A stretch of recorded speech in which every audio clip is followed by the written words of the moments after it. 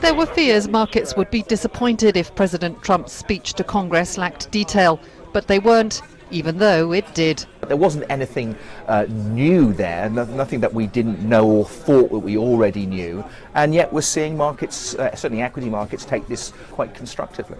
The reason wasn't his promise to restart the engine of the American economy or a pledge to make it easier for companies to do business in the US.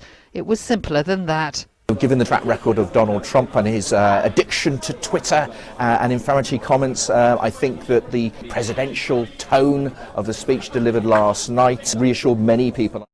The dollar and US Treasury yields jumped. Asian shares were relieved there were no decisions on trade, and European stocks gained, with basic resources the top performers, thanks to a promise of $1 trillion of infrastructure spending.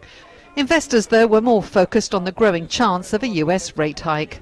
Even before Trump's speech last night, we saw Fed Presidents Dudley and Williams step up to the plate, really maintaining the hawkish rhetoric that we've seen out of the Fed in recent weeks, and the market implied probability from Fed Fund futures for a March rate hike actually jumped to 80%. Trump also vowed to overhaul the immigration system, improve wages and deliver tax relief to workers and companies.